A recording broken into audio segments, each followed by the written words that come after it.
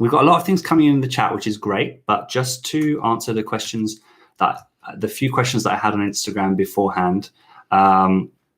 Second one was from the username is Levin Trevin, and its first name wasn't clear on the on Instagram, so I apologize if I don't have your first name. But he asks, have you ever gotten discouraged when learning, and how did you break out of it? Oh man, well, this isn't something that just happens once and goes away. This is why, like, I focus so much with my coaching students, with my French coaching students.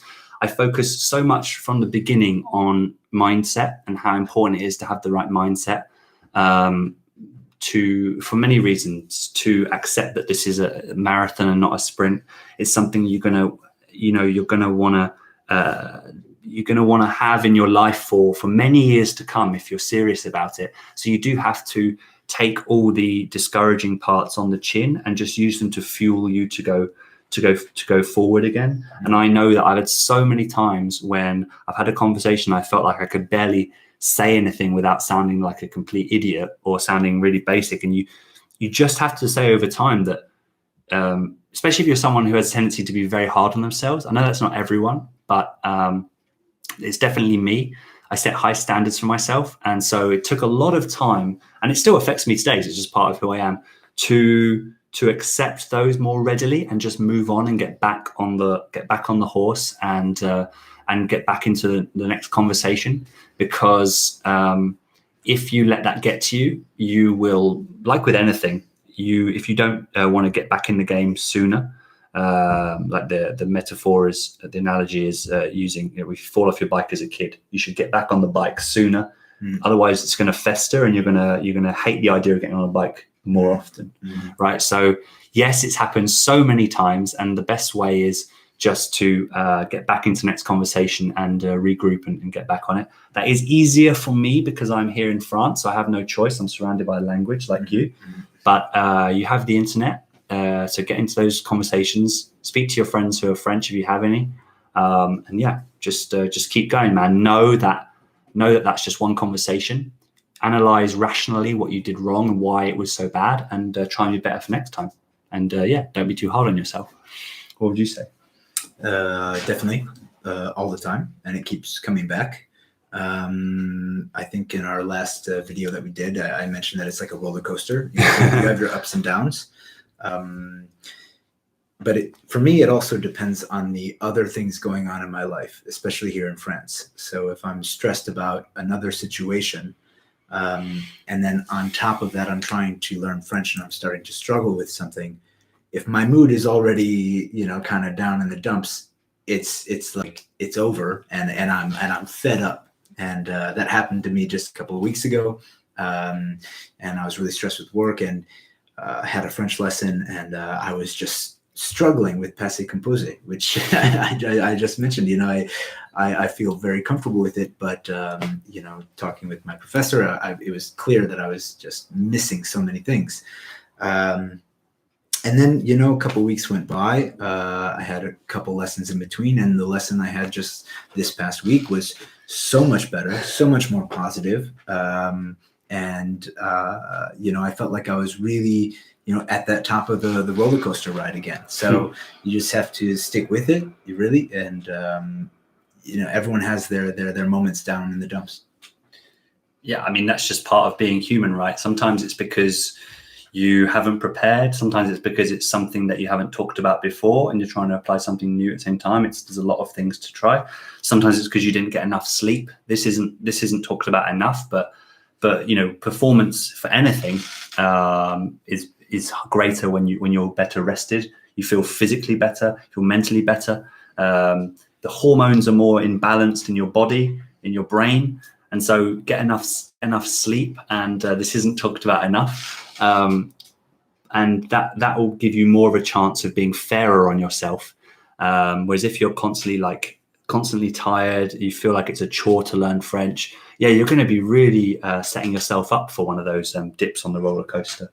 So I think the better you're prepared, and that means both mentally and in terms of Be prepared with a plan for conversations that you want to use for your improvement. If you're able to walk into a planned speaking situation, like a language exchange or a thing with your tutor, these things are going to set you up for success and avoid those negative feelings afterwards. John asked if we mix with the French, or do we keep with the English speakers? Oh, we keep away from the French. Where's the question? Boys, how do you mix with the French? Do you keep with the English speaking? So I said to myself when I came here, I was like, I'm coming here for the language, so I want to mix with French as much as possible. But then the reality kicks in of how tiring that is when you do that nonstop. And I really respect people who manage to do that. But for English speakers, I feel like, and it's not an excuse. It can easily be used as an excuse, but for English speakers, it's harder to stick with just French because you know somewhere deep, somewhere in your brain that you can get away with English, right? So you seek that comfort. Whereas someone from Portugal, for example, doesn't have that comfort. They know they've got to push through with French. So they end up having more French friends. Me, I have a healthy mix, I would say. Probably I have more close friends that are English speakers, not from the UK, but just who speak English, like Germans, French, English speakers, and then a few with whom I only speak French. But I'm someone who's very happy with a small group of close friends. So I don't actively go and always meet new people. It's quite draining for me. But so I probably have more English speaking friends, anglophone friends than French. And so I knew that for me to get to a level that I would be happy with in French, I had to go and seek those practice opportunities more. So I would go to more language exchanges than the average person here in France. I would have more online tutor sessions despite being in France because I wanted that one-on-one focused time for my French. I didn't get it so much naturally from conversation, but it happens more now that I'm more comfortable with the level. It's different for Kyle, as I'm sure you'll tell us, because he works here in a French company and he's way more outgoing and social than me. So his experience of the language is very different to mine. Why don't you tell us a bit about that? Yeah. So I work at more of like an international company. I mean, we're based in France completely, but we have a mix of 25 different nationalities. So the first language of the company is English, but the second, of course, is French. So I would say that I'm socially quite mixed. I, of course, have a lot of friends that I primarily speak English with, but because of coworkers who are French and friends I've met through them or others that are French, I prioritize to speak French with them. It's a goal of mine because I like Alex, didn't want to just be absorbed in the Anglophone expat community and wanted to truly experience French life, French culture, the language. So at work, as I've progressed in French, I will start off a conversation with a French person in French, and sometimes they'll be a bit surprised. They're like, "Wait, you're speaking to me in French? Like, wait, what's happening?" And I'm like, "Yeah, allez, vas-y, hein, comme ça." and so I just make an effort, an extra effort for that. But that's the same socially as well. If I don't do it, then I'll just be speaking English all the time, like I'm living in America. What's the point? Yeah, and one of the things that's great about Kyle is I've seen him go from like basically nothing in French to now he's just, and this isn't something that's new. He's done like from pretty early on. He was always very up for and ready to speak French, even when it was extremely limited. And he'll speak to colleagues in French, even if they probably think that he can't communicate well enough with them. He would persist, and that means that changes how they see him in terms of what language to use. So now they'll willingly use French with him, which is so key for those of you out there who end up speaking English a lot to your French friends or French neighbors if you live in France. And you're wondering, how do you get more of that in French and stop it going to English? you just got to persist and show them that you want to speak French with them, and they will eventually or quite quickly cave and speak to you in French. And even if they speak to you in English, keep going in French. It helps you. Yeah, I'm sure people would still reply to you in English, even though you spoke French. I mean, the French like to practice their English. So oftentimes there's two languages being spoken. They're speaking to me in English, I'm speaking to them in French. And it's really amusing, but it's actually beneficial to both parties. And so I mean, try that. Ashley says, I found it impossible working in Geneva in 2018 to get my colleagues to, I like how you're using so much franglais, to get my collègue with the accent to speak French. I used to get random people track me down to speak English because I was the London guy. Yeah. I mean, that's kind of nice, right? You are this exotic quantity, even in an international place like Switzerland. But you are the only one who's going to get your practice in. So you do have to find this level of selfishness to get that in, because those times where you think, oh, right now I'll just speak English because it's easier. Those accumulate very quickly, and before you know it, you've done a week without speaking French. So you just have to throw yourself in and use French, even as little way as possible. Like Kyle would I would just hear him on the phone to a colleague or something, and he'd just be saying stuff like, oui, voilà, bah vas-y, c'est parti. And I'd be like, the rest of his sentence wasn't very grammatically great. He probably won't mind me saying this was a while ago, before it was at its level now. But he would just be mimicking the real sounds of the French people. It just sounded so natural. So yeah, be willing just to use it, because if you don't, no one's going to do it for you. We've got my French professor on the line. Aisha. We have Aisha here. Merci. Both our friends. Kyle's teacher, and she works with me as well with my students.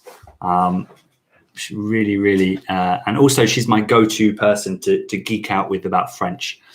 And we've got a video coming up soon that I was quite uncomfortable doing, because we were talking in French on a deep topic. So I'll have that for you guys soon when I get around to editing it. Lamont says, getting foreigners who speak English to not speak English is a matter of having a stronger will. Because I learned to get over this against Swedes. Oh my God, it's probably harder with Swedes because they just speak such perfect English. I'm pretty much a brick wall now. Yeah, you just have to develop that wall and be like, I'm here, I'm doing French for me. You can do what you want, but I'm controlling what I can control. And that's a key thing you have to learn. What are you laughing at? I'm laughing at John. He said, get yourself a mother-in-law who doesn't speak English, works wonders. And I'm thinking about you and Sylvan now. Bit early for that. Now she really is going to kill me. Elle va te tuer. Yeah, sure. If you have those opportunities, like you have the mother-in-law who doesn't speak English, that's great. That will push you like you can't believe, because you have no choice, right? But for those of you who don't have that, and for me, I didn't have that for the longest time, it has to come from you. You have to find this way to love it and to push yourself and just be used to being uncomfortable. So of course, if you have that mother-in-law or that family member that gives you that ability, that extra reason to speak French, but you should get used to doing it without that. That's why it's great to have, for me, to have French friends who don't have a high English level. So like my barber and like my other friend Julian, they can get by, but they're much more comfortable in French. So it pushes me and it pushes my level forward as well. So that's great. Yeah. And everyone, like I've met a lot of your friends, and they're all just so lovely, and no one wants to speak one language more than the other. And if they're not comfortable speaking English, for example, like Julien, one of our friends, Julien, like he won't really speak English a little bit, but he'll understand until he's had about 4 or 5 years. Yeah, then he'll try. Yeah, for me, drinking never helped me; it made me slower.